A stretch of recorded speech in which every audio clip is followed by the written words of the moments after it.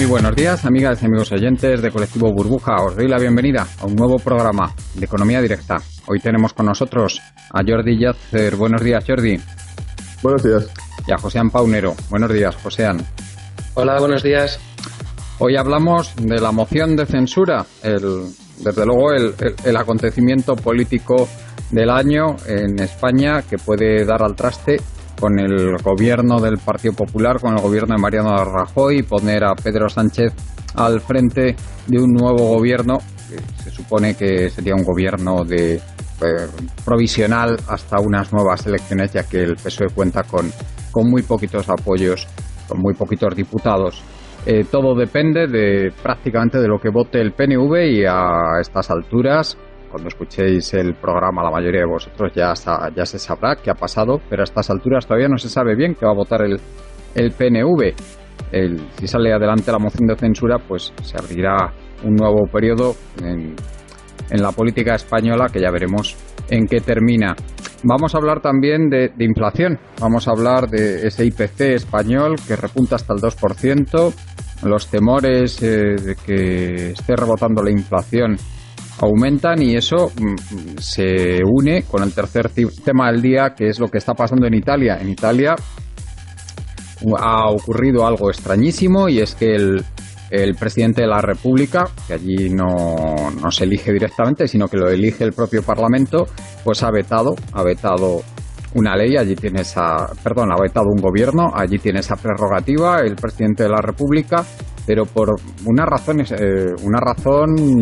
bastante extraña, y es que el ministro de Economía, Paolo Savona, es un conocido euroescéptico. Incluso hizo un trabajo teórico bastante interesante en que se hablaba de cómo podría salir Italia del euro, cómo sería esa transición hacia recuperar una soberanía monetaria. Se han dicho desde luego muchas cosas bastante extrañas, como que lo que está pasando en Italia amenazaba la democracia en Europa, algo un poco raro, luego lo comentaremos. Y también desde luego hay sospechas de que este presidente, Mattarella, ha recibido presiones de las más altas instancias internacionales. Es bastante probable que haya ocurrido así para que haya tomado esta decisión, que puede acabar incluso con su carrera política. Bueno, empezamos con el tema de la moción de censura. ¿Cómo lo ves, Josean? ¿Cómo están las cosas ahora? Hoy estamos hablando a 31 de mayo y son las 10:30 de la mañana, para que desde luego quien escuche el programa sepa en qué momento estamos hablando, porque este es un tema de actualidad. ¿Cómo ves las cosas en este momento? Sí, bueno, lo que ha pasado otra vez, que es que me parece un poquito, digamos, increíble, es que todo depende al final de lo que pueda hacer el PNV, ¿no? Al final, tiene pinta que Ciudadanos se va a abstener, y que que la moción de censura acabe funcionando o no acabe funcionando, pues depende, digamos, del PNV, ¿no? Entonces, antes de venir al programa, la verdad, me he leído bastante concienzudamente el periódico Deia. El Deia, para aquellos oyentes que no lo sepan, es, digamos, el periódico más afín al PNV, y un poquito pues saber qué se respiraba, ¿no? Porque ahí la opinión, pues yo creo que tiene mucho, y a veces las comas y los puntos de lo que se dice pues puede indicar mucho cuál es el sentimiento de Sabin Etxea, ¿no? Entonces, la sensación es que hay un mixto, o sea, un mixto en el sentido de que hay cosas, digamos, que juegan a favor de que siga gobernando Rajoy, y cosas a favor de que, digamos, que gobierne el señor Sánchez, ¿no? Entonces, sobre todo lo que se está jugando realmente es, primero, las dos opiniones hablaban muy claramente de que dan por la legislatura por vencida, y que lo único que aquí se tiene que más o menos salvar es los presupuestos generales del Estado, que se han aprobado hace apenas un par de semanas. Entonces, eso es lo que se está, digamos, jugando. Entonces, no se ven más cosas, ¿no? Entonces, lo que pueda pasar o dejar de pasar, pues yo creo que depende sobre todo, aunque suene así de duro, al acuerdo que pueda llegar o lo que diga el señor Sánchez respecto a los presupuestos generales del Estado y, sobre todo, a la ejecución de las inversiones que se hagan en el País Vasco. Estamos hablando de que las inversiones comprometidas en estos presupuestos generales del Estado para Euskadi son 540 millones de euros y, sobre todo, que en estos meses se puedan llegar a ejecutar estas inversiones, ¿no? Entonces, si Sánchez, que en cuestión de unos minutos, una hora, empezará a hablar en el Congreso, garantiza al PNV que se van a ejecutar esas inversiones, el voto será favorable al señor Sánchez. Si no, digamos, asume que ese presupuesto se va a cumplir, pues yo creo que el PNV va a votar que se va a abstener. O sea, no va a votar que no, se va a abstener y es ahí donde, pues donde acaba todo, ¿no? Sobre todo va por ahí. No estamos hablando ya de otro tipo de, digamos, de cosas. Y bueno, las presiones que también sale de que está recibiendo el PNV también son muy importantes, porque hay que recordar que aquí en el País Vasco el PNV está gobernando la Jorianea y están saliendo los presupuestos del País Vasco aprobados con el voto favorable del Partido Popular. Entonces aquí hay una presión bastante fuerte para que por parte del Partido Popular diciendo que no, que si acaso al final sale Rajoy del gobierno, pues que se vaya un poquito olvidando de eso, ¿no? Entonces, la posición tampoco es fácil para el PNV al final, ¿no? Y yo creo que va a mandar sobre todo esta ejecución, ¿no? Porque hay muchas cosas que, pues que los oyentes antes no saben, y es que una cosa es lo que se aprueba en los presupuestos generales del Estado y luego es lo que se acaba ejecutando. Entonces, eso es lo que realmente hoy por hoy importa al PNV, que lo que se ha aprobado se acaba ejecutando, sin más.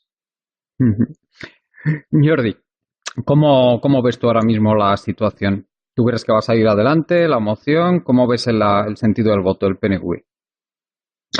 Bueno, yo no sé cuál va a ser el sentido. Jordi, disculpa, si te puedes alejar un poquito del micro, es que se satura mucho. Sí. Sí, bueno, tal como estaba diciendo, creo que nadie puede saber cuál va a ser el sentido del voto del PNV. Y yo lo que creo es que tanto si la moción no sale adelante como si sale adelante, las complicaciones van a ser terribles. Primero, si la moción tiene visos de salir adelante, Rajoy ya ha advertido que va a dimitir antes de ello. Es decir, si el PNV le comunica que van a apoyar esa moción, probablemente dimita y con ello se cancele la moción y se convoquen nuevas elecciones.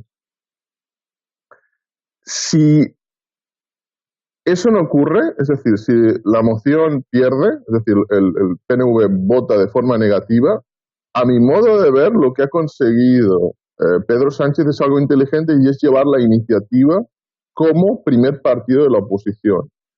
Algo que estaba cambiando porque estaba fluctuando hacia Ciudadanos, que ya se estaba viendo como el partido del cambio. El partido del cambio, a mi modo de ver, un cambio un tanto catopartista, pero el partido que probablemente podía sustituir al Partido Popular, ya que la opción de Podemos, por lo ocurrido en las últimas semanas, debido a cuestiones de imagen, a las cuestiones de la compra de la vivienda del líder Pablo Iglesias, los problemas en Cataluña que han hecho que alcance un techo de voto determinado, hacen que en estos momentos, si el país va a elecciones, que en esta situación es una opción bastante posible,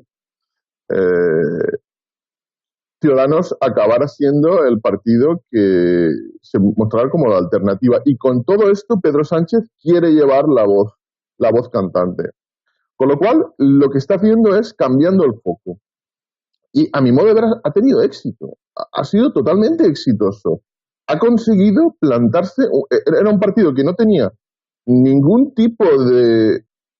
Ya no diría ideología, incluso ni personalidad. Era algo inexistente. Era un partido que, bueno, tenía cierta tradición y una base electoral, afiliados, etcétera, históricos, con ciertos demográficos especialmente, pero era un partido que tenía terribles problemas y no sé si al nivel del Partido Popular, pero muy cercanos a nivel de futuro, ¿no? Y todo esto va a favorecer a Pedro Sánchez. Y por ello, Podemos se ve en la situación de que va a tener que apoyar a Pedro Sánchez prácticamente sin poner ninguna condición.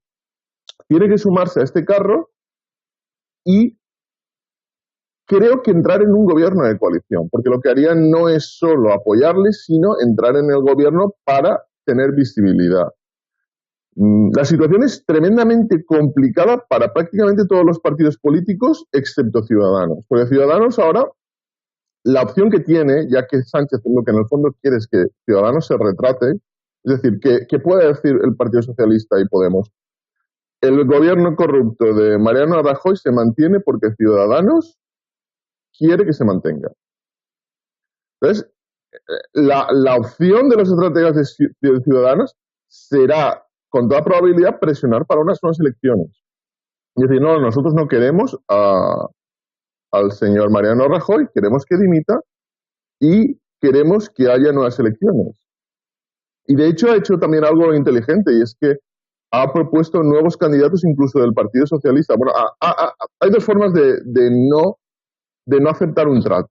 Uno es decir que no, y otra es pedir condiciones imposibles, condiciones que la otra parte no va a hacer. Es decir, si alguien te quiere comprar un coche, tú le puedes decir, no lo quiero vender, o le puedes decir, quiero 5 millones de euros por mi Opel Corsa. Evidentemente es lo mismo, estoy diciendo que no. Pero lo estás diciendo de otra forma.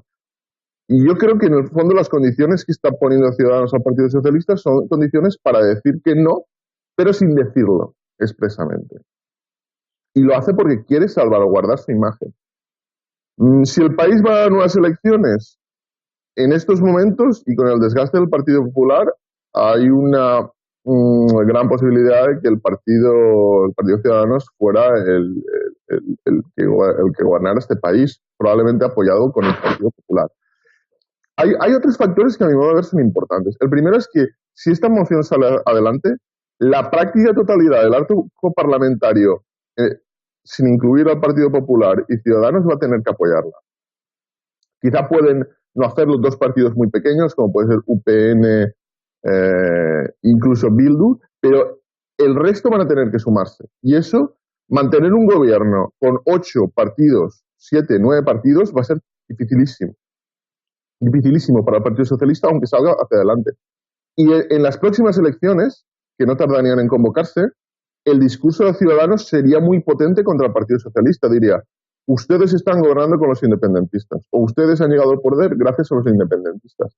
Le van a meter en una situación muy complicada. Por eso yo creo que el Partido Socialista quiere o bien perderla o bien ganarla, pero para convocar elecciones rápido, porque de lo contrario va a mantenerse muy poco en el poder.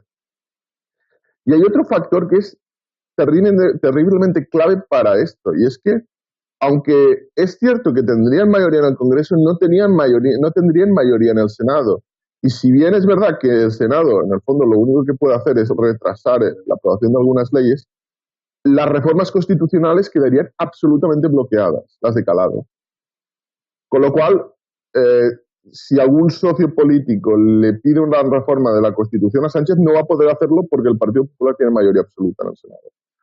Con lo cual, yo veo que esto es una cuestión de imagen, a mi modo de ver una medida muy inteligente y que en el fondo tampoco le quedaba otra más, opción. Eso sí, es. porque le ha caído, es como cuando te cae una pelota botando en el área. Estás a 1 metro de la portería. Prácticamente lo que ha hecho es rematar. Es algo parecido a lo que le ocurrió al independentismo con la acción desenfrenadamente violenta del Estado el 1 de octubre, ¿no? Les cayó una pelota y luego lo gestionaron mal, ¿no? Pero el Partido Socialista está en una situación extraordinaria para recuperar voto y para recuperar notoriedad y visibilidad. Y esos son dos factores tremendamente importantes, no solo importantes, yo diría que son clave.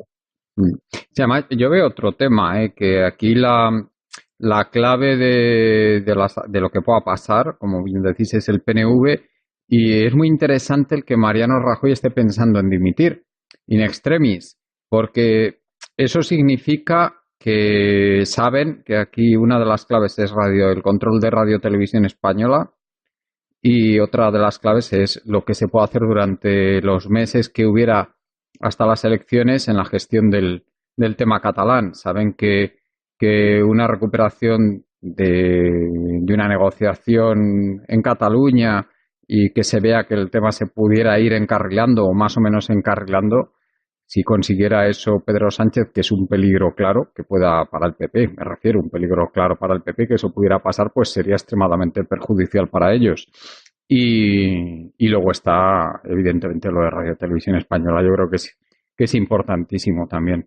Bueno, Joséan, no sé qué más nos puedes añadir respecto a esto, del tema de la Sí, moción de censura. lo único añadir que el PNV ha dicho bien a las claras que va a decir a Rajoy cuál es su intención de voto antes de que mañana se vote. Es decir, que posiblemente hoy a la tarde o a la hora de comer más o menos, pues posiblemente el PNV ya sepa cuál es su intención de voto, se lo comunicará a Rajoy y Rajoy tendrá la potestad de decidir qué hace. Es decir, que podrá decidir mañana antes de que pase cualquier cosa, de si dimite o digamos que se mantiene. Entonces, son una serie de horas que van a dejar pues bastante claro qué se hace, ¿no? Y además, por lo que ha dicho el PNV, lo va a comunicar a Rajoy y lo va a hacer público hoy. O sea, es decir, que no va a esperar al día de mañana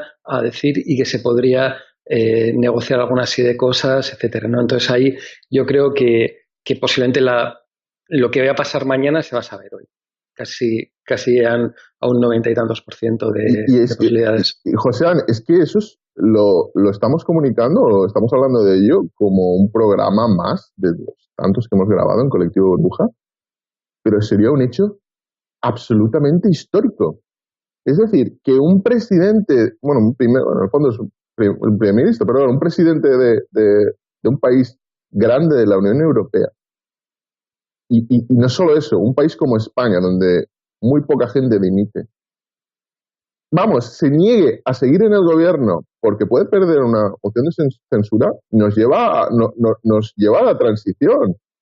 Es que nos lleva 30 años, 35 años hacia atrás. Es un momento clave a nivel histórico. ¿Tú crees, Jordi, que esto ese hecho podría llevar a una descomposición o, como dicen algunos, una ucedización, recordando lo que le pasó a la UCD, una ucedización del Partido Popular? Yo creo que la diferencia es que el Partido Popular tiene una estructura mucho más fuerte que UCD, que en el fondo UCD, a mi modo de ver, era una coalición de partidos y de arribistas. Y el Partido Popular, si bien también es una coalición de arribistas, tiene una estructura férrea y una estructura que se mantiene por el poder, por el dinero que da el poder. Es cierto que perderían, a mi modo de ver, gran parte de las nuevas afiliaciones, pero ya no las tienen.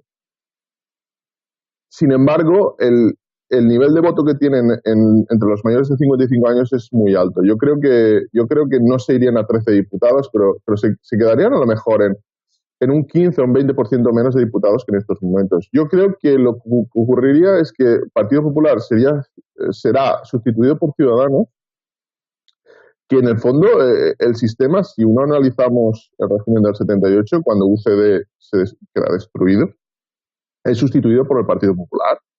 Y aquí podría ocurrir lo mismo de nuevo.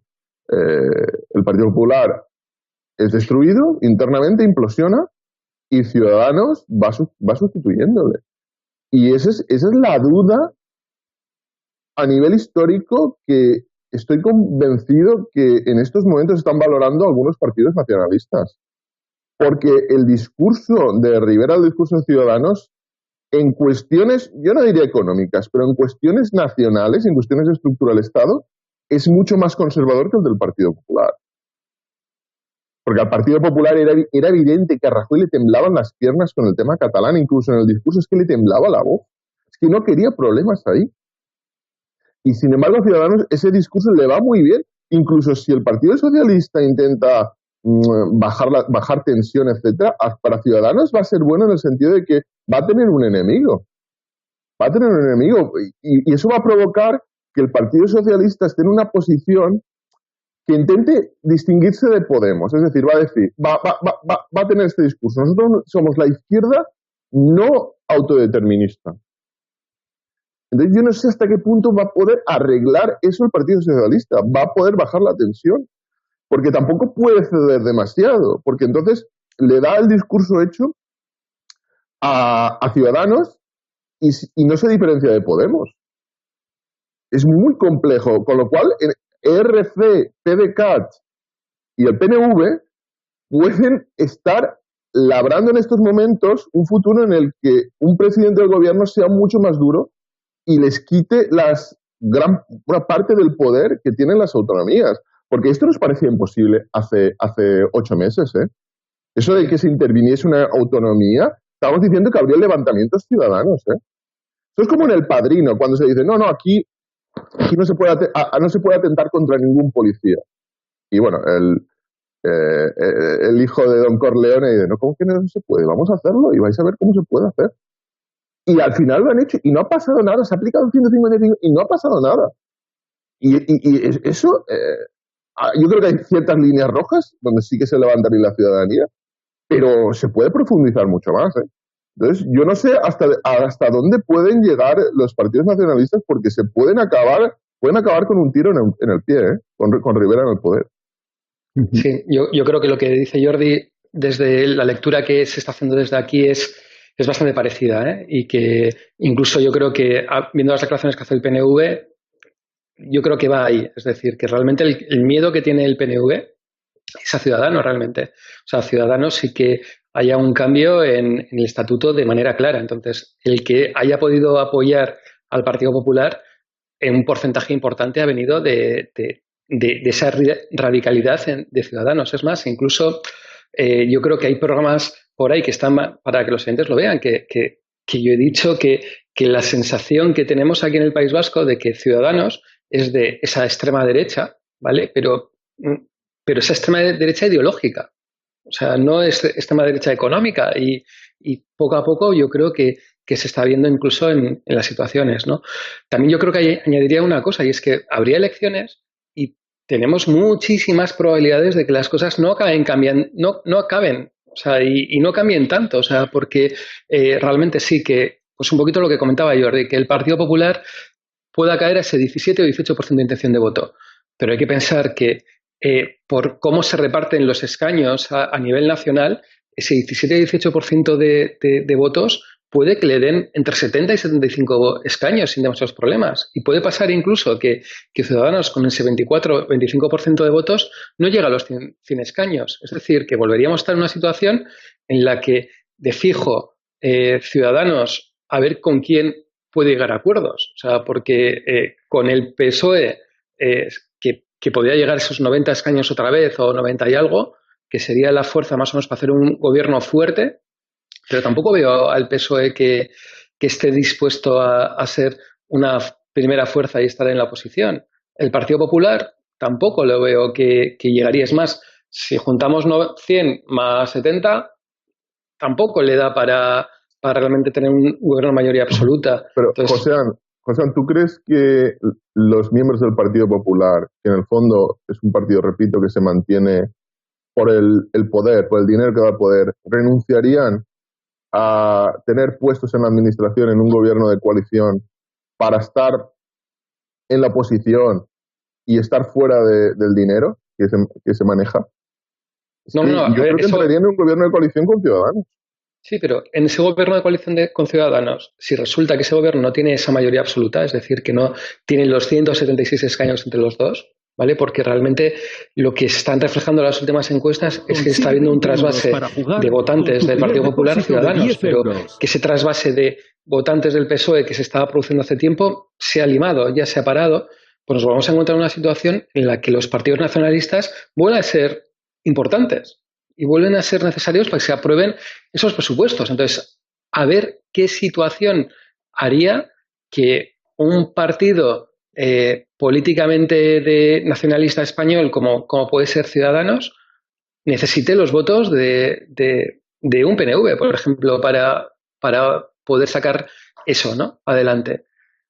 sería una situación muy, muy endiablada, ¿eh? Y yo creo que las encuestas que están produciéndose hoy por hoy habla de una situación pues bastante complicada, ¿no? Y es más, que gobierne el PSOE y convocar elecciones desde el gobierno, eso también da sus votos, o sea, porque va a tener una cierta visibilidad mayor en los medios de comunicación el PSOE, es decir, que cambiaría, ¿no? Que conseguiría esos votos. Yo no sé, yo creo que el futuro que espera, yo creo que no es tan bueno como yo creo que hay mucho votante que piensa, ¿no? O sea, hace relativamente poco hablaba con un amigo de Madrid pues hablaba bien a las claras pues que la sensación que él tenía en él y en su entorno era que Ciudadanos iba a barrer directamente, pero barrer, y, y que iba a cambiar todo, la situación, y que, digamos, ese optimismo, y la sensación es que vamos a ir a una sensación más endiablada de lo que yo creo que hay hoy por hoy, y está muy endiablada. No, pero fijaos, por ejemplo, en los últimos estudios barométricos de fuga de voto que se hicieron en marzo de este año. En Podemos pierde millones de votos, literalmente, pierde casi 2 millones de votos. De esos casi 2 millones de votos, 1 millón se va a la abstención. Necesita visibilidad y 400.000 se le van al PSOE. Tiene una ala Podemos, que es todos los partidos, tiene un ala más a la izquierda, es un espectro, y otra más a la derecha. El ala derecha se le está yendo al PSOE, a Podemos, probablemente descontenta por lo que está ocurriendo con Cataluña, y tiene un ala aún más grande que se está yendo a la abstención, repito, casi 1 millón de votantes, que creo que consideran que este proyecto ya no es el proyecto horizontal, de círculos, de cambio profundo de la sociedad, etcétera, que ha perdido la ilusión. Podemos necesita recuperar visibilidad y necesita recuperar discurso. Y sin embargo, si vemos lo que está ocurriendo con Ciudadanos está ganando centenares de miles de votos, casi 700.000 de nuevos votantes. De gente que en las últimas elecciones tenía entre 18 y 14 años.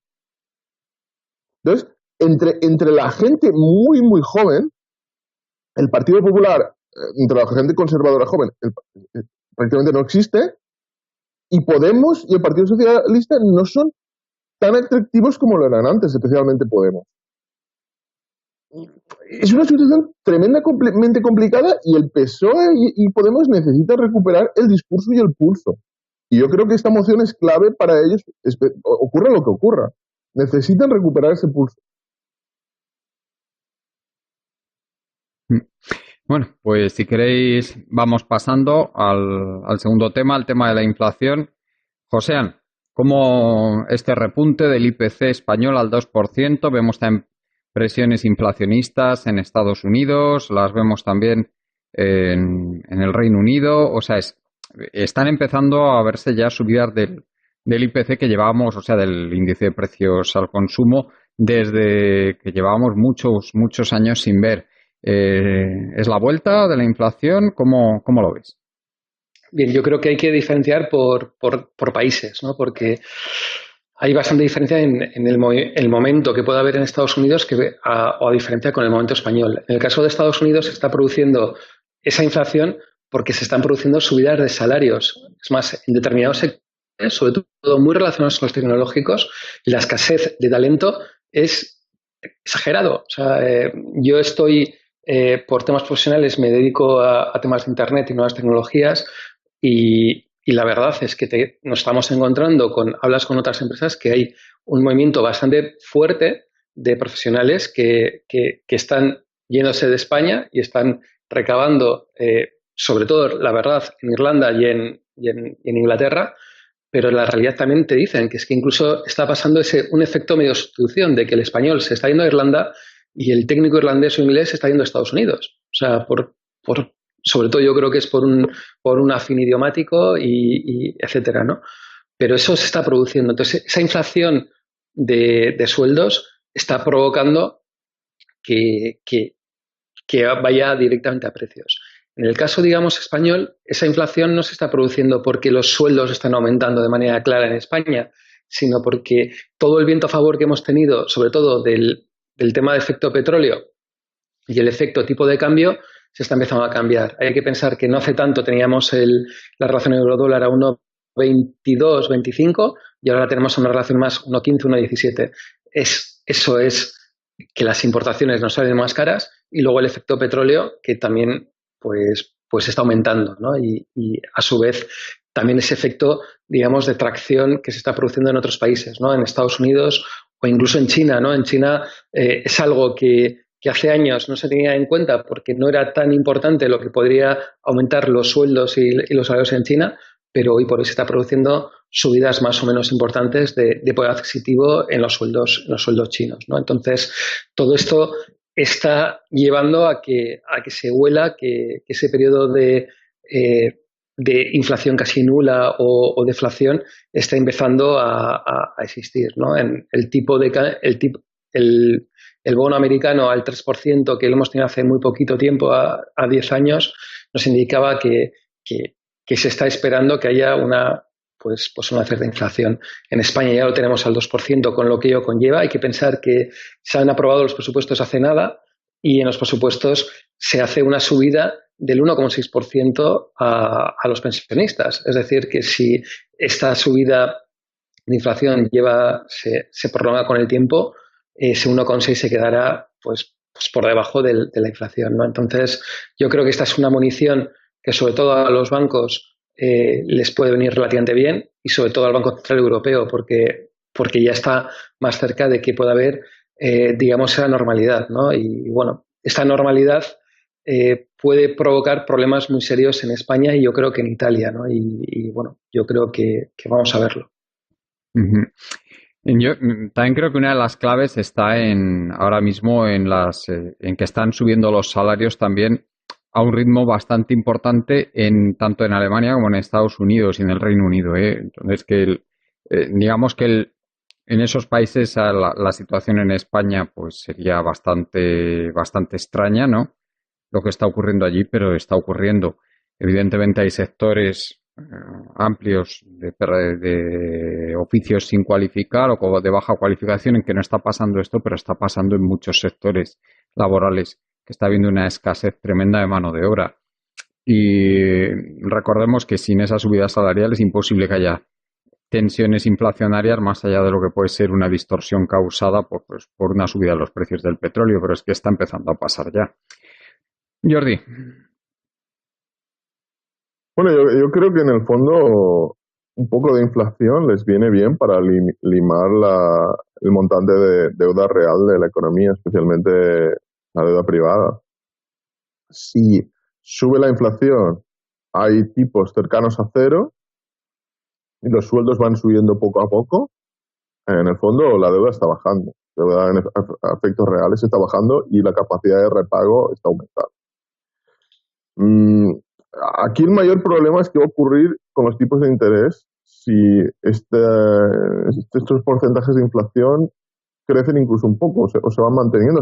¿Hasta qué punto podemos mantener economías con intereses reales del menos 3%? Si vamos a tener los intereses a cero y la inflación al 2,5 o al 3, yo creo que esto va a derivar en burbujas, pero en burbujas en diferentes sectores. O bien volver a una burbuja inmobiliaria, no de cantidad, pero sí de precio, en grandes ciudades a nivel mundial, porque no puede ser que cada año los ahorradores pierdan el 3% de su patrimonio. O bien iremos a una burbuja de otro tipo, tecnológica, de materias primas, habría que verlo. Es el grado de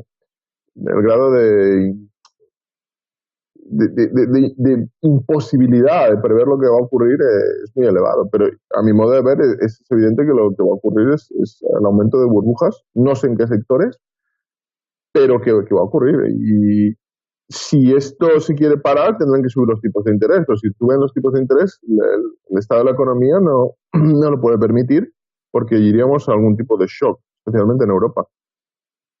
La situación a mi modo de ver está complicada y bueno, esto conecta con el tema italiano que sí, luego tendremos que entrar en él. Sí, José, no sé si quieres comentar algo más acerca de esto, pero bueno, a mí sí que me gustaría decir que es que en un entorno O sea, hay bastante mito en relación a las capacidades de los bancos centrales. Entonces, los bancos centrales, evidentemente, en un entorno deflacionario como el que hemos vivido, tienen mucha más capacidad de acción para conseguir tanto estabilizar precios de bonos, rescatar bancos o lo que quieras. Pero en un entorno en que la inflación empieza a repuntar, directamente la capacidad de maniobra de los bancos centrales pues es muchísimo menor. Entonces, a mí me preocupa y mucho el tema inflacionario por eso, porque es que si se nos va a juntar una crisis política en el sur de Europa, que ahora hablaremos del tema italiano, hemos hablado ya del tema español, se nos va a juntar una subida de tipos de interés que ya se está dando en diferentes países y eso además con presiones inflacionarias, pues es que nos podemos ver en una situación, a mi modo de ver, no tan grave como la del 2007, pero que podría aproximarse en un plazo a lo mejor de año, año y medio a eso que vivimos en el 2007. Joséan, no sé si quieres comentar algo más antes de pasar a hablar del tema de Italia. Sí, solo una cosita y hablamos de Italia, que realmente el Banco Central Europeo, sobre todo la variable que se fija, que igual he hablado mucho de inflación y hay que pensar sobre todo que se fija en la inflación subyacente, realmente. La forma que, es decir, que la inflación subyacente quita todos los componentes más dinámicos o más movibles, como puede ser el tema petrolífero, etcétera, salvo que eso vaya a la inflación subyacente, que también tiene muchas probabilidades. Entonces, sobre todo es lo que se va a fijar. Y en el momento que se vea ese 2% de inflación subyacente o se acerca al 1,7, 1,8, el Banco Central Europeo va a tener que empezar a actuar. O sea, porque los alemanes, que son al final los que dominan el Banco Central Europeo, es el momento que van a actuar y les va a dar igual la situación española, la situación italiana y la situación de quien sea. O sea, porque es más, el mandato del Banco Central Europeo es ese. O sea, que es que no tiene otro mandato. El más importante es mantener los precios por debajo, un poquito por debajo del 2%. Ya Sí, está. así es, Ya y está. parece que nos olvidamos. Entonces ahí pues va a tener que actuar y hará lo que tenga que hacer. O sea, que eso yo creo que también es algo que pues yo creo que los gobiernos se están olvidando y que hacer lo que tenga que hacer es que si el tipo de interés o el Euribor del menos 0,19% que está ahora se tiene que ir al 3%, pues se irá y lo hará. O sea, y es algo que yo creo que se nos olvida, que cuando Draghi actuó hace, pues, ya se me olvidan los años, o sea, pero 2012, 2012, sí. sí, es que fijaos la cantidad de años que han pasado y dijo que haría lo que tendría que hacer y lo que fuera necesario, hará lo mismo cuando la inflación se encuentre a ese 2,5 o ese 3%. Y sobre todo la subyacente, que es la que se van a fijar. Entonces, en ese momento, pues le dará igual el gobierno italiano, el gobierno español, el gobierno griego y hay que cada uno pues que se agarre los machos, porque lo harán. Jordi, tenemos ahora mismo el problema italiano, ya llevamos comentando un montón de tiempo, de manera reiterada en los programas, que la Unión Europea el principal problema que iba a tener era un problema político y ya tenemos un problema político realmente importante en Italia. ¿Qué ha pasado exactamente en Italia cuando tú opinas que ha sido prácticamente un golpe de Estado? ¿A qué te refieres? Bueno, a mi modo de ver, esto es un golpe de Estado encubierto, no solo al mío personal. Hay Sí, yo también decenas lo de pienso, analistas. Sí, hay decenas de analistas. En el mundo anglosajón, por ejemplo, ya no solo Zero Hedge, es un blog de economistas un tanto irreverente, pero ya hablamos de analistas del establishment, ¿no? Esto lo consideran un golpe de Estado porque lo que ha ocurrido es que el presidente italiano, Sergio Mattarella, no ha encargado como formar gobierno al candidato que habían propuesto el Movimiento 5 Estrellas y la Liga Norte, que era el movimiento que desde el punto de vista democrático tenía la legitimidad por la cantidad de escaños y de votos que lo respaldaban, sino que se ha negado a hacerlo y ha propuesto nada menos que a un ex economista del Fondo Monetario Internacional. Es una cosa ya no diría sorprendente, es una cosa absolutamente desvergonzada. Los ciudadanos votan por unos partidos, se podrá criticar más o menos, y el presidente de la República se niega a proponer al candidato que ellos deciden. Y propone formar gobierno nada menos que a un candidato con lazos con el Fondo Monetario Internacional. Si eso no es un golpe de Estado encubierto, pues no, que me lo expliquen. Entonces, ¿en qué se basa la democracia? Se basa en que aquellos que tienen la capacidad para gobernar porque tienen el respaldo de los votos del pueblo, acaban gobernando. Si el pueblo vota algo que tiene mayoría por coalición o por simplemente mayoría absoluta sin hacer falta de ello, que se proponga a un candidato externo no respaldado por los ciudadanos, ¿qué es eso? ¿Alguien me defina exactamente qué es eso? Eso, a mi modo de ver, repito, es un clarísimo golpe por parte del establishment a nivel europeo por marcar una raya en el suelo, una línea roja que dirían los anglosajones, e impedir que un economista que ha sido fuertemente euroescéptico en tiempos anteriores y que incluso ha escrito libros al respecto y que duda del euro, quiere o bien reformarlo o salir de él, como Pablo Sabona, no puedo ser ministro de Economía. Porque es que ni siquiera ponen, ni siquiera generan la duda de que Paolo Sabona y esta coalición del Movimiento 5 Estrellas y la Liga Norte tengan que enfrentarse a los ciudadanos, porque los ciudadanos es cierto que les han votado y es cierto que en Italia hay un porcentaje importante de población que quiere salir de la Unión Europea, pero no son mayoría. Los que aún quieren continuar en ella están por encima del 50%. Aunque se va acercando ya bastante el nivel de euroescépticos. No quieren que haya ese debate en la sociedad. Es que ni siquiera quieren eso. No quieren generar ningún tipo de turbulencia en el sistema. Y si tienen que saltarse la democracia, se la saltan de la forma más descarada. Pues aquí no hay ninguna duda, aquí no hay ninguna zona oscura. Aquí esto se ha hecho con luz y taquígrafo. Esto es un golpe de Estado encubierto, pero a la luz del día. Sí, Joséan, desde tu punto de vista, que esta crisis italiana, además lo curioso y lo paradójico es que dicen que si entraba ese gobierno iba a inestabilizar a Italia y resulta que lo que ha inestabilizado a Italia es precisamente lo que han hecho, no dejar entrar al gobierno. ¿Cómo ves la situación en Italia ahora después de esto que ha pasado? Y también, ¿cuál es tu análisis de por qué ha ocurrido esto?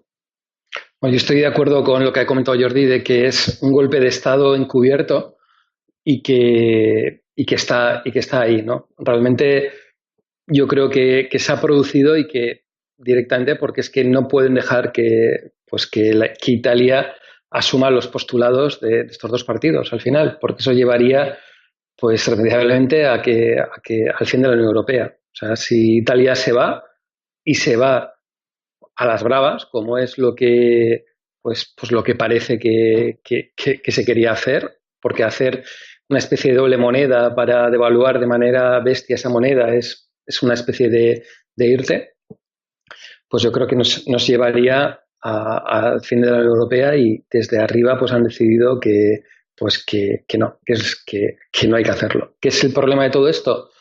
Pues que al final esto da alas a aquellos postulados antieuropeístas muy claras, o sea, de ser ahora los que han sido amenazados y al final este presidente de la República pues también cada cierto tiempo se va a nombrar. Entonces es cuestión de tiempo que esos postulados antidemocráticos pues al final pues acaben superados por la población. Eso es lo que me da la sensación, ¿no? Es una especie de ganar tiempo y ese ganar tiempo, pues a ver si la situación, pues digamos cambia, ¿no? Entonces, es que no es nada bueno lo que es la prerrogativa que ellos quieren. La realidad es que Italia, como España, o sea, que muchas veces aquí estamos hablando de que el déficit público español de déficit excesivo es el 100%, pero que realmente el déficit público es mucho más elevado de lo que hoy por hoy se está hablando.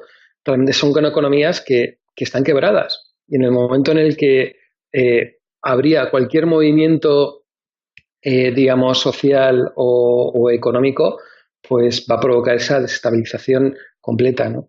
Yo soy de los que pienso que el euro, como está concebido actualmente, o cambia de manera muy bestia o tiene sus horas contadas, y no tengo muy claro que sea porque directamente Italia se va, sino porque creo que más que determinados países se van a ir, y hablo de Alemania que otra cosa, pero yo es como lo veo, es que al final llevar a estas políticas pues, que se han visto en Grecia, que no llevan a ningún lado, que no se consigue hacer nada. Se ve que en Italia, pues pertenecer al euro pues tampoco ha sido nada positivo para ellos, porque realmente no ha habido un aumento de PIB, no ha aumentado de manera clara la sensación de bienestar. Es más, gente que italiana que vive en España, que puedes hablar con ellos y le comentas que por qué no vuelven a Italia, te comentan porque la situación allí económica es peor de la que puede haber en España, y en España pues tampoco es que estemos aquí para tirar cohetes. Entonces al final te hace un planteamiento de lo complicado que digamos que ahí es la situación, ¿no? Entonces yo creo que intentan aguantarlo políticamente, y mi sensación es que el tema económico dentro de 1 o 2 años va a hacer que la Unión Europea pues acabe saltando, ¿no? Antes un poquito lo que hemos hablado del tema inflacionario, que se mezcla con todo. Si el Banco Central Europeo tiene que actuar, y tiene que actuar elevando los tipos de interés, y elevando los tipos de interés, eso va a provocar que la deuda a largo plazo de los gobiernos español, italiano, suba sí o sí. Y estamos hablando que la deuda italiana a 10 años está al 3%. Eso va a provocar que el déficit público pues aumente de manera clara, y habrá que sacar el dinero de algún lado. Y ese dinero pues tendrán que hacerlo aumentando impuestos, bajando pensiones, haciendo el austericidio pues que nos tiene acostumbrados, ¿no? Entonces, yo no tengo muy claro que la población italiana sea como la griega, y que yo creo que haya una actuación más clara, ¿no? Y bueno, esto es, pues yo creo que es echar gasolina lo que están haciendo políticamente. O sea, porque sinceramente creo que ahí la Unión Europea yo creo que se ha equivocado. Creo que la situación ahora económicamente es mejor de la que va a haber dentro de 2 o 3 años, y que lo que tendrían que hacer desde el punto de vista de la Unión Europea es haber dejado que gobiernen, haber dejado que se hostien, que llevar la prima de riesgo, llevar los bonos al 4% o 5% no habría sido tan complicado para la Unión Europea, y que de ahí pues a ver lo que hacen, ¿no? Y hacer lo que han hecho, yo creo que se han equivocado realmente. No, además hay que tener en cuenta que un punto de subida en tipos de interés para Italia aproximadamente debe suponer un aumento de 2 décimas en el déficit público, ¿eh? O sea que viendo cuál es el volumen de deuda italiana, cuánta tiene que renovar cada año, más o menos debe andar por ahí. Estamos hablando ya de cifras abultadísimas y bueno, es prácticamente poner a la economía italiana contra las cuerdas. También hay que tener en cuenta que la bajada en las compras de deuda pública por parte del Banco Central Europeo, que han empezado a suceder a partir de enero, ahora mismo están más o menos en la mitad, tanto de deuda italiana como española, pues evidentemente hacen mucho más sensibles a los ataques especulativos sobre la deuda, a la deuda de ambos países, ¿eh? Los famosos bond vigilantes, ¿no? O sea que... Claro, pero piensa, a un inversor normal que le digas, ¿qué quieres tener? ¿Deuda española al 1,5% o al 1,4% a 10 años, que con problemas de que pueda pasar con el euro, de problemas de que pueda haber un rebote inflacionario en cualquier momento, y estás pagando al 1,5%, ¿vale? ¿O prefieres tener en bonos americanos, que a pesar de todo, pues están ahí y te dan el 3%? Es que, es que hay que pensar que en el momento en el que el Banco Central Europeo tenga que normalizar su política monetaria, y que directamente deje de comprar, a ver quién es el guapo que compra estos tipos de interés. ¿Quién coge y al 1,5% lo suelta? O sea, es que es relativamente, pues yo creo que va a ser muy complicado. y hay que pensar que el balance del Banco Central Europeo es muy grande y cuando dejen de comprar habrá un momento en el que incluso si la inflación se va van a tener que vender, o sea, pues para que la inflación no se les vaya, ¿no? Es más, incluso se está empezando a ver en determinadas emisiones de deuda que se están empezando a posponer en Europa por un poco el miedo, ¿no? De tipos de interés, etcétera, ¿no? De que no hay demanda realmente. O sea, que fuera del Banco Central Europeo, la posible demanda que hay es muy pequeñita en Europa realmente. Y eso yo creo que es algo que la gente no se da demasiado cuenta. A mí me parece realmente grave que este candidato que ha propuesto Mattarella en estos momentos solo tiene el apoyo de un partido del Parlamento. Solo tiene el apoyo de un partido del Parlamento italiano. Es que están lejísimos de tener el mínimo respaldo ciudadano. Y entonces esto va a respaldar el discurso que tienen Movimientos 5 Estrellas y la Liga Norte, y que hay una élite, una casta, porque utilizan la palabra casta también, una casta digamos que una mezcla de burócratas, aristócratas italianos que tienen conexiones internacionales, que son los que han vendido el país. Venden el país a la Unión Europea. Y esto exactamente respalda ese discurso. Y ya no es que lo diga yo, esto lo dice hasta Evans Pritchard. Evans Pritchard califica lo que ha ocurrido como un golpe de Estado también. Y claro, esto va a llevar al país a nuevas elecciones. Porque tú no puedes tener un candidato que solo hay un partido político que más o menos lo está defendiendo. Tú no puedes tener al 80% del Parlamento en contra. Eso no es sostenible, no puede salir ninguna ley adelante. Esto va a nuevas elecciones. Y en nuevas elecciones, ¿qué va a hacer el presidente de la República? ¿Qué va a hacer? Aquí se han equivocado, porque esto no puede haber ocurrido sin presiones por parte de la Unión Europea es imposible. Yo creo que por parte de los dos, ¿eh? O sea, Estados Unidos tiene un interés grandísimo, lo demostró ya durante la anterior crisis en 2011-2012. Tiene un interés grandísimo en que la Unión Europea no tenga problemas, ¿eh? No quiere abrir otro frente de inestabilidad. Y estoy seguro de que ha presionado. Claro, y esto favorece a cualquier movimiento a nivel europeo. Porque aquí ha saltado también Marine Le Pen. Marine Le Pen, que es una conocida euroescéptica, ha saltado sobre el asunto calificando a la Unión Europea como una dictadura y que ha realizado un golpe de Estado. Es decir, tú tienes un partido que no te gusta, un partido como el de Marine Le Pen al que se califica de autoritario.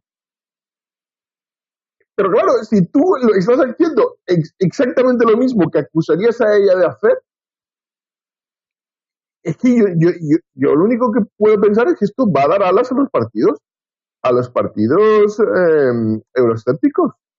Claro, ¿qué discurso van a tener contra gente como la Liga Norte, como contra el Frente Nacional de Francia, contra el Movimiento 5 Estrellas? Ya no diríamos Syriza porque Syriza se le dobló la mano. Pero ¿qué discurso se le puede enfrentar? No es un discurso de democracia, eso es evidente. ¿Qué se pone al otro lado de la mesa para negociar? O como una propuesta. No hay nada, hay una intención de mantener un status quo. Y yo creo que esto juega clarísimamente en contra también por eso, de los movimientos independentistas catalanes, a mi modo de ver.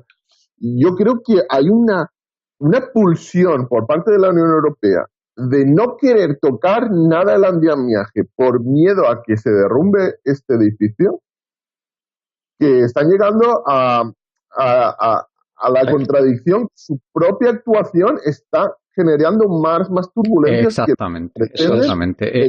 Exactamente. Ellos lo que hicieron, o sea, tanto a España como a Italia, pues les ha generado muchísimos problemas la pertenencia a la eurozona. Ojo, que estoy hablando de la eurozona, no de la Unión Europea, ¿eh? La pertenencia a la eurozona, de la Unión Europea ya podríamos hablar, pero vamos. que también hay mucho que hablar. Pero lo de la eurozona ha sido clarísimamente, ha generado muchísimos problemas. Hizo que fluyeran enormes cantidades de dinero barato en países cuyas economías no estaban adaptadas a esto. Ha habido, pues en Italia ha habido ahí una explosión también del gasto público, de la deuda pública. En España se generó la burbuja inmobiliaria, se ha generado un déficit estructural también insostenible. Después, cuando la intervención de 2011-2012 pues ha cerrado en falso estos conflictos, en Italia es el segundo golpe de Estado que sufren. Ya quitaron a Berlusconi, un golfo, por otra parte, pero le quitaron de forma ilegítima desde Europa. Y en España, pues sí, vimos cómo se cerró en falso también ese intento de regeneración democrática que ya era evidente que se hubiera producido en 2011, 2012, a partir de entonces se hubiera producido si no hubiera sido por la intervención de Europa, y lo que ha hecho simplemente es llevarnos ahora a esta situación. O sea, esas riadas de dinero que fluyeron en 2011 o 2012. O sea, lo único que ha hecho ha sido que perdamos tiempo, que unos partidos políticos que estaban llenos de corruptos, llenos de incompetentes, pues continúen en el poder. Y ahora mismo la situación es todavía peor, no ha valido para nada, simplemente para perder tiempo en ambos países. Yo creo que ellos lo que quieren es colocar a un de guindos equivalente en cada país que tenga problemas. Alguien Sí. Con contactos internacionales que crean que no va a sacar los pies del tiesto. Pero eso ¿para quién es bueno? ¿Para los eurócratas o para los países del sur de Europa? Claro. Bueno, yo creo que ellos lo que buscan es la estabilización. Les da igual para quién es bueno, bueno, es lo que es bueno para ellos, pero sobre todo pretenden evitar que haya un cisne negro o que haya una turbulencia que hunda todo este proyecto. Montan un chiringuito que es bueno para determinadas élites empresariales y financieras de Europa y que, bueno, pues mal que bien ha beneficiado a determinadas poblaciones, menos que a esas élites, pero también ha beneficiado a determinadas poblaciones que están metidas en esas economías y a los demás que nos den morcilla, a los que vivimos a los que no vivimos en esos países, que nos tengan aquí como provincias periféricas y que están en una decadencia que nos lleva, pues eso, ¿a qué nos lleva? ¿A ser unas sociedades totalmente decadentes? Con una juventud que se tiene que largar del país porque no tiene oportunidades aquí. ¿Eso es lo que pretenden? Pues yo creo que es la hora de que los países del sur de Europa den el puñetazo encima de la mesa y digan, pues no queremos esto. Es que yo creo que es lo que está ocurriendo. Se ha generado una especie de macroestado con muchas menos competencias y hay un movimiento que lo que hace es succionar dinero y talento hacia el centro, hacia determinados países, hacia Irlanda, hacia Holanda, hacia Alemania, y la mano de obra cualificada va fluyendo desde la periferia hasta ese centro, con el coste que ha causado de formación, etcétera, etcétera. Lo había comentado antes Joséan, como luego eso provoca consecuencias a nivel social y a nivel demográfico, porque hay pérdida de talento, y que busca además atraer también ese dinero, porque lo que hace es que el dinero teme a la periferia y hay que tomar medidas para que se quede en la periferia.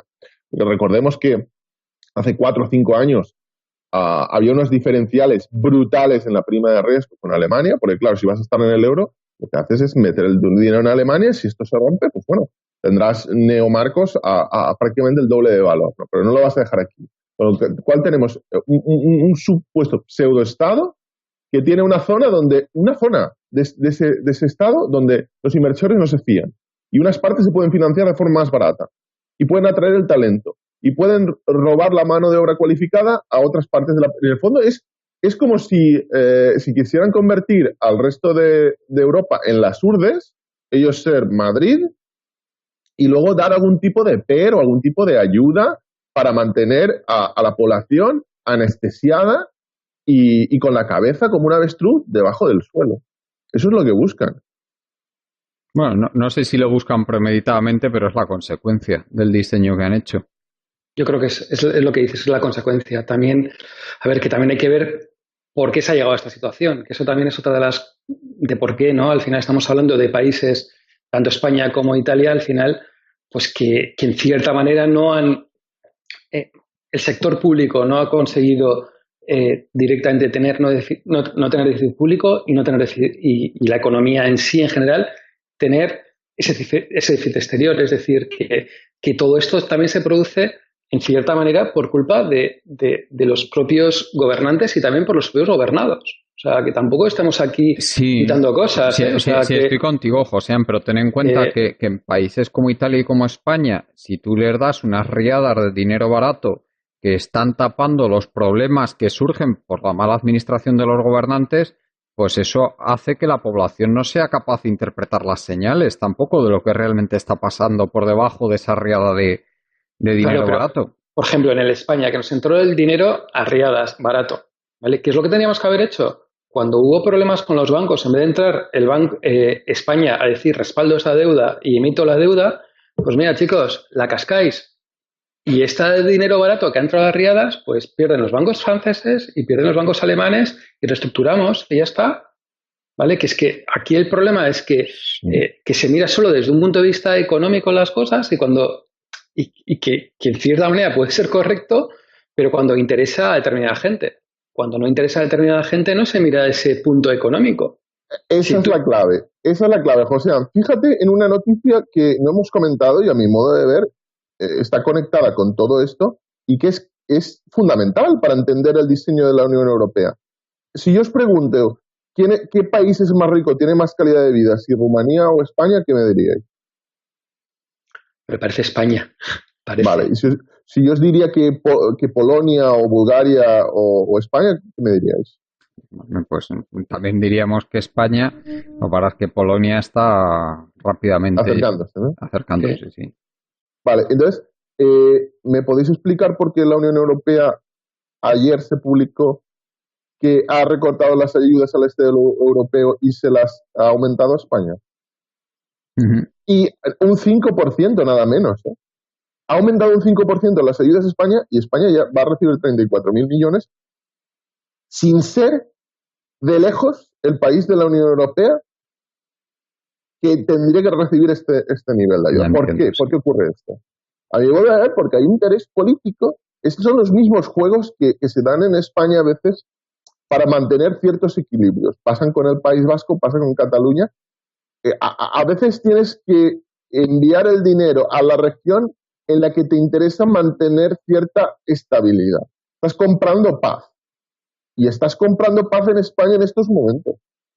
Porque no tiene ningún tipo de explicación una noticia así. España va a ser el tercer mayor beneficiado de los fondos de la Unión Europea con 34.000 millones y un aumento del 5%. Y recorte al este de Europa. Uh-huh.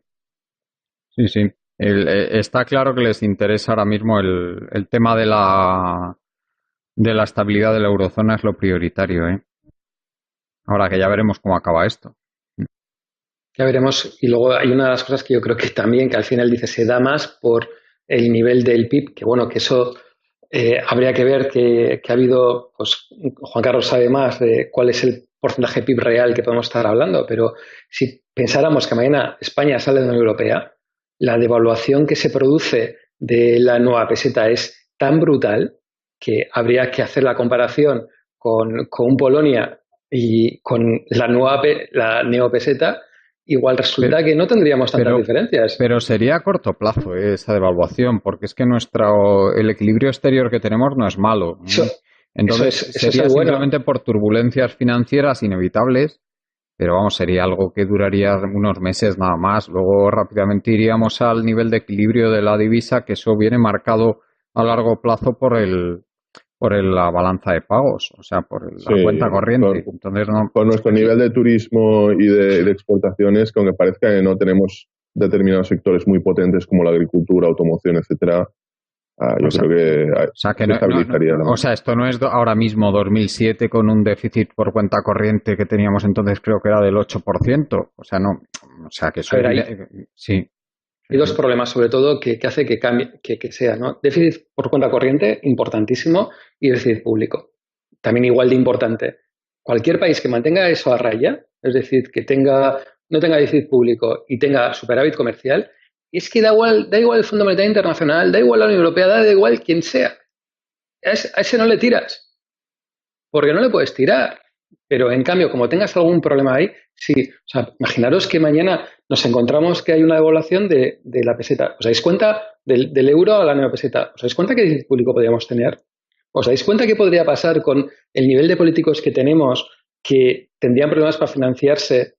Pues ¿qué harían? Meterían billetazos ahí con pesetas a saco, monetizarían para intentar hacerlo y podríamos tener problemas más graves de lo que parece, ¿no? Entonces, al final, lo que yo creo que muchas personas, al final, yo creo que se tienen que dar cuenta a veces es que lo que hay que pedir para que la economía pueda seguir avanzando es que no haya excesivos déficits públicos, que sobre todo políticamente no se hagan cosas como se hizo, la barbaridad que ha sido de dejar que determinados bancos no cayeran, que tenían que haber caído porque al final se está pagando todo el mundo estamos pagando eso, y decir, vale, pues si jugamos desde un punto de vista económico, vamos a jugar desde un punto de vista económico.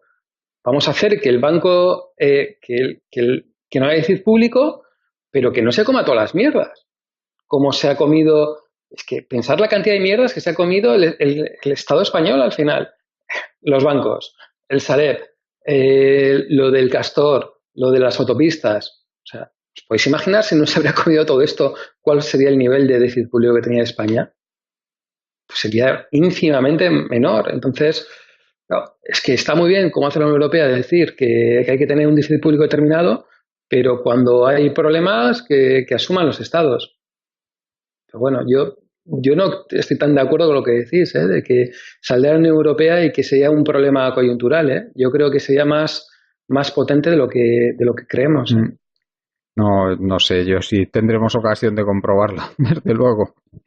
Bien, porque ya la situación parecía crítica en los años 2011-2012 y finalmente vimos como la intervención in extremis de Estados Unidos estabilizó la situación. Hoy ya veríamos, con este otro presidente qué pasaría.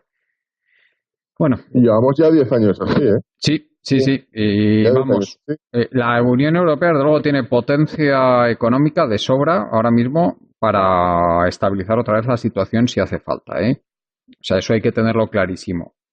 Otra cosa es que hagan todo lo que haya que hacer, por ejemplo, impedir que el tema italiano se les vaya de madre con una intervención, pues como la que hicieron cuando se cargaron a Berlusconi o algo parecido, que posiblemente lo hagan también, Eso está por ver. Bueno, pues no sé si queréis comentar algo más antes de ir terminando, Josean. Sí, que bueno, estaba leyendo mientras estábamos hablando que digamos que Pedro Sánchez en su intervención ha dicho que garantiza que se va a cumplir los presupuestos generales del Estado aprobados hace 2 semanas. O sea, que es un guiño muy, muy, muy a las claras para el PNV. O sea, que veremos, a ver qué pasa a la tarde. Que pinta que eso puede hacer que el PNV vote a favor, sí. Bueno, lo vamos a ver pronto, sí. Jordi, bueno, pues muchas gracias, Josean, como siempre. Nada, gracias a los oyentes también por escucharnos y cualquier cosa aquí estamos. Jordi, no sé si quieres comentar algo más antes de acabar. No, nada más. Muchas gracias. Gracias, Jordi, y gracias a toda la gente que nos escucháis, a los compañeros Marta Luengo y Juan Martínez, y nos despedimos con nuestra página web colectivoburbuja.org. Hasta el próximo día.